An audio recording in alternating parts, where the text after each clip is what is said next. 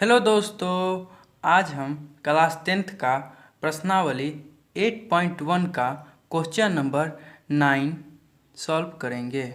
तो देखिए क्वेश्चन में कह रहा है त्रिभुज ABC में जिसका कोण B है, यदि tan A 1/√3 तो निम्नलिखित के मान ज्ञात कीजिए।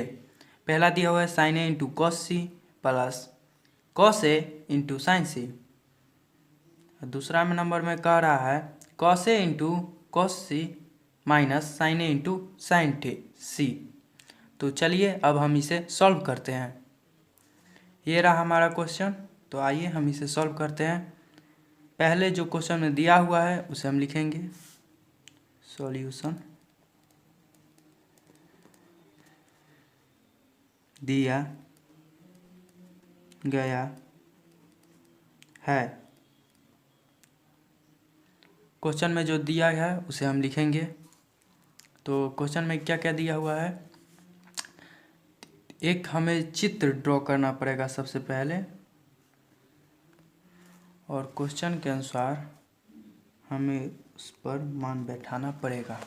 ठीक है, तो यहाँ पर कहता है त्रिभुज ABC जिसमें कोण B जो है वो समकोण है। तो एक त्रिभुज है जिसमें B हम समकोण कर दिए, और ये होगा A, ये होगा C। तो हमारे पास तैयार हो गया ABC त्रिभुज। ठीक है, आइए, और tan A बराबर 1/√3 ये हमें मान दिया है।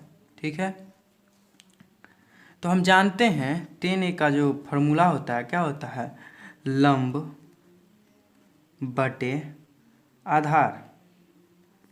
तो यहाँ से हमें लंब मिल गया जो कि हमारा 1 है, और आधार जो कि हमारा √3 है।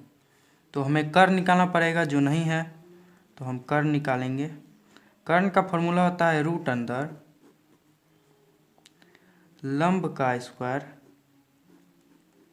प्लस आधार का स्क्वायर। ठीक है, तो लंब है हमारे पास 1 और आधार है हमारे पास √3। तो 1 + 3 √4 2। तो हमारे पास जो कर्ण है वो कर्ण का माना गया है 2। ठीक है दोस्तों, अब देखिए, अब हमें ABC का मान निकालना है। तो हम लिखते हैं AB का क्या मान है। AB जो है, जब हम tan A लेंगे तो A के सामने वाला A कोण लेंगे तो A के सामने वाला लंब होगा। तो लंब का मान हमारे पास आ गया, लंब होगा 1, और AB जो होगा वो हो जाएगा आधार। तो आधार का मान है √3। तो AB का मान √3। BC जो है, जब हम tan A में एंगल A लेंगे तो इसके सामने वाला का लंब, तो BC का मान है 1, और AC जो हमारा कर्ण है, जो कर्ण कभी चेंज नहीं होता है, तो कर्ण हो गया 2। ठीक है दोस्तों, अब हम मान निकालते हैं जो हमें क्वेश्चन में कहा गया है। तो पहला नंबर में कह रहा है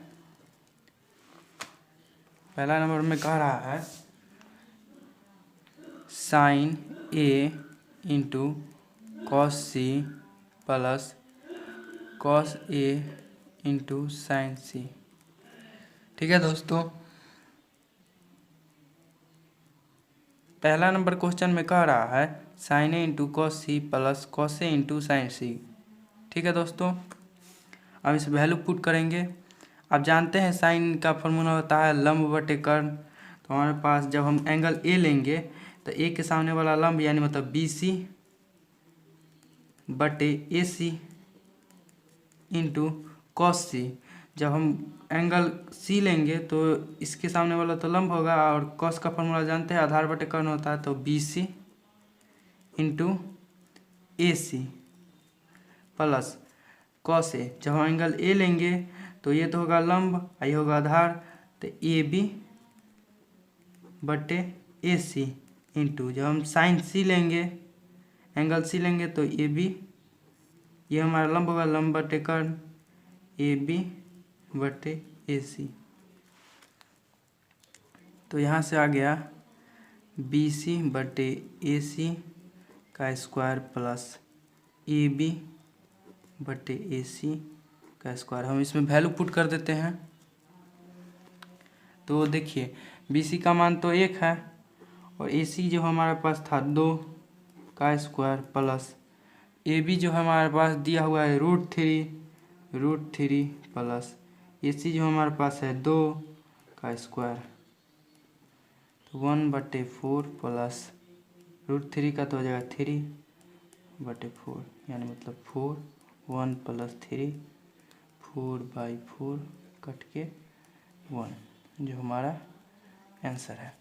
ठीक है दोस्तों, और इसी में दूसरा नंबर जो है वो हमें कह रहा है, देख लेते हैं क्वेश्चन में हमें जो कह रहा है cos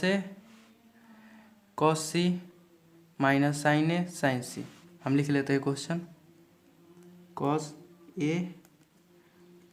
cos C minus sin A into sin C। अब हम देखते हैं, जब हम cos A में एंगल A लेंगे, जैसा आप देख सकते हैं, जब हम cos A में एंगल A लेंगे तो ये तो हो जाएगा हमारा लंब और ये हो जाएगा आधार। तो cos का फॉर्मूला होता है आधार बटे कर्ण, यानी मतलब AB बटे AC। तो हम लिखेंगे AB बटे AC इंटू जब cos C लेंगे, जब एंगल C लेंगे तो ये हो जाएगा हमारा लंब, ये हो जाएगा आधार, तो BC बटे AC माइनस sin A। जब हम sin A लेंगे, एंगल A लेंगे तो ये हो जाएगा लंब बटे कर्ण, यानी मतलब BC बटे AC। जब हम एंगल C लेंगे तो ये हो जाएगा लंब बटे कर्ण AB बटे AC। अब हम सबका वैल्यू पुट कर देते हैं। AB का मान √3 है, AC का मान जो है वो 2 है, BC का मान 1 है, AC का मान 2 है, BC का मान 1 है, AC का मान 2 है, AB का मान √3 है और AC का मान जो है वो 2 है। √3/4 जैसा कि आप देख सकते हैं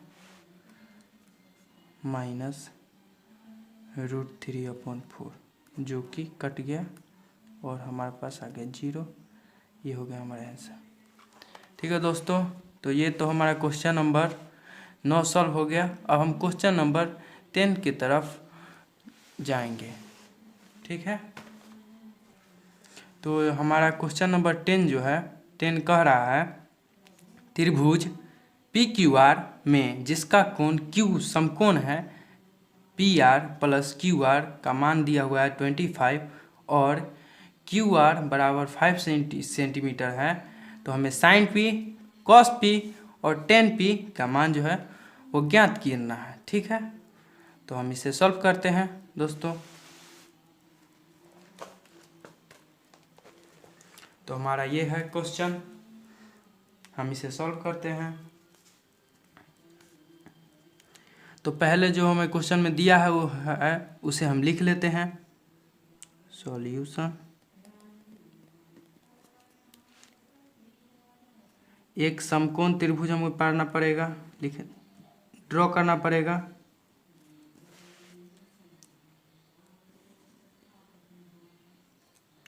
जिसमें कोण जो समकोण कोण है वो है Q, तो ये P होगा, ये R होगा।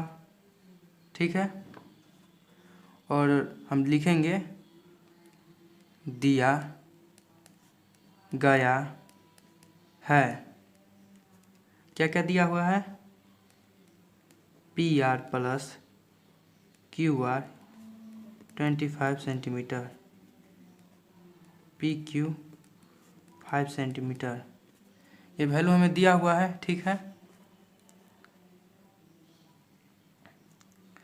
तो हम पहले इसका वैल्यू लिख देते हैं। ये जो है हमारा 5 सेंटीमीटर दिया हुआ है।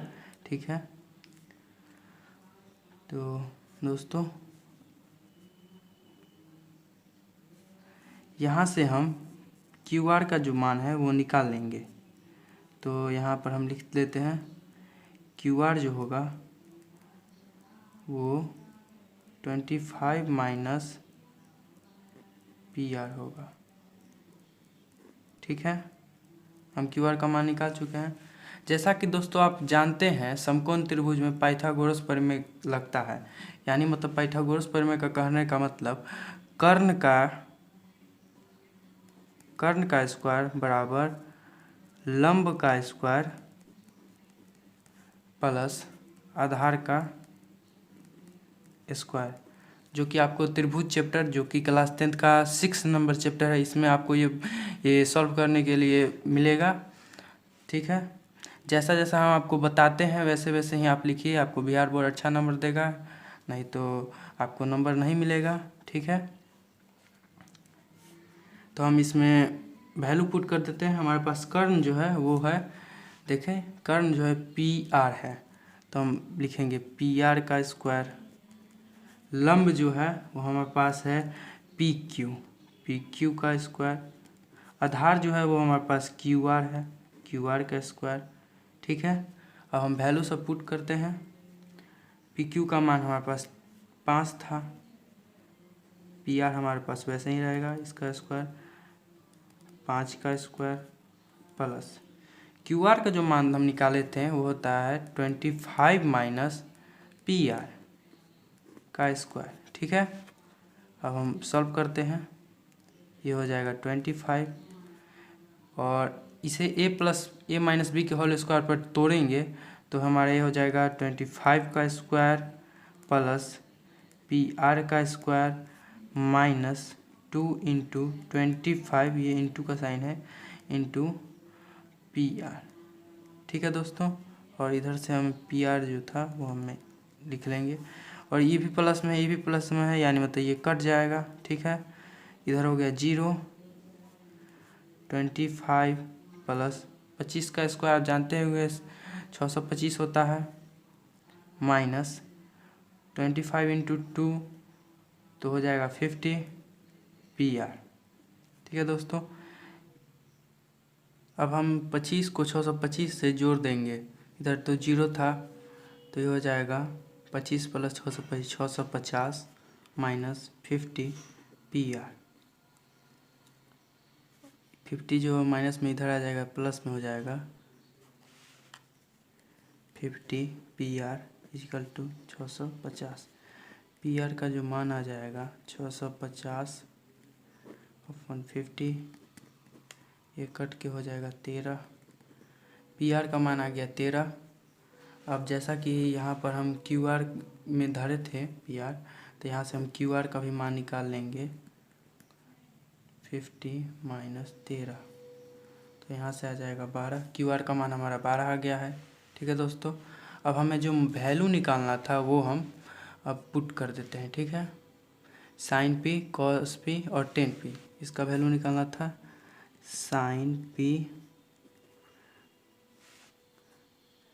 कॉस पी टेन पी, यहाँ पर एंगल पी है दोस्तों, तो जब हम एंगल पी लेंगे, अब हम पहले वैल्यू लिख देते हैं जो हम निकाले हैं। पी आर का मान हमारे पास आ गया है जो है 13, लिख देते हैं। क्यू आर का मान आ गया हमारे पास जो है 12, लिख देते हैं। जब हम एंगल पी लेंगे तो साइन पी यानी मतलब एंगल के सामने वाला लंब, यानी मतलब 12/13। कॉस पी लेंगे, जब एंगल पी लेंगे तो सामने वाला लंब, तो ये हो जाएगा आधार 5/13। टेन पी, जब एंगल पी लेंगे तो टेन का तो जानते हैं लंब बटे आधार, मतलब 12/5। ठीक है दोस्तों, तो ये हमारा आंसर आ चुका है। अब हमारे पास आखिरी क्वेश्चन बचा है, क्वेश्चन नंबर 11। अब हम उसे सॉल्व करेंगे। तो ये हमारा क्वेश्चन नंबर 11 है, जो कि कहता है बताइए कि निम्नलिखित कथन सत्य है या असत्य, कारण सहित अपने उत्तर की पुष्टि कीजिए। तो ठीक है, तो हमारे से पूछा गया पहला नंबर 10 का मान सदैव 1 से कम होता है, जो कि फॉल्स है। क्योंकि 10a का मान आप जानते हैं कि 10a का जो वैल्यू है सो लंब और आधार पर निर्भर करता है। तो ये असत्य है, क्योंकि लंब और आधार का मान जैसे बदलता रहेगा तो 10a का मान हमेशा बदलेगा। ठीक है दोस्तों, तो 1 नंबर हो गया। दूसरा नंबर पूछ रहा है कोण ए के किस मान के लिए sec a बटा 5 होगा। कोण ए के किसी मान के लिए sec a का मान 12/5 होगा, एकदम होगा। जब हमारे पास कोण ए लेंगे तो लंब जो यहाँ पर आधार जो होगा वो हो जाएगा 5 और जो हमारा कर्ण रहेगा वो हो जाएगा 12। तो इसका मान होगा, तो ये सही है, ये गलत था। और तीसरा नंबर क्वेश्चन कर रहा है cos a कोण ए के कोसेक के लिए प्रयुक्त एक संक्षिप्त रूप है, जो कि हमारा फॉल्स है, नहीं होगा, हम जानते हैं क्यों नहीं होगा। भी चौथा नंबर कह रहा है कॉट ए और ए का गुणनफल होता है, नहीं होता है, क्योंकि कॉट एक मान होता है जो ये ए इसमें गुना नहीं रहता है, इसका एंगल रहता है। और पांचवा नंबर क्वेश्चन कह रहा है किसी भी कोण थीटा के लिए साइन थीटा का 4/3 होगा, नहीं होगा। जब हमारा थीटा चेंज करेगा तब साइन थीटा का वैल्यू भी चेंज करेगा, इसीलिए ये भी कथन हमारा गलत है। अगर दोस्तों आप लोग को अच्छा लगा होगा तो आप लोग लाइक कीजिए, चैनल को सब्सक्राइब कीजिए, अपने दोस्तों के पास शेयर कीजिए और कमेंट करना नहीं भूलिए। अगर हम कुछ गलत पढ़ा रहे हैं तो आप कमेंट कीजिए, हम उसमें सुधार करेंगे। अगर आप लोग को प्रीवियस ईयर भी क्वेश्चन करना है तो आप कमेंट में लिखिए, हम इस वक्त प्रीवियस ईयर भी क्वेश्चन लाएंगे जो कि डायरेक्ट से डायरेक्ट एकदम बिहार बोर्ड से टकराएगा। ठीक है दोस्तों, थैंक यू।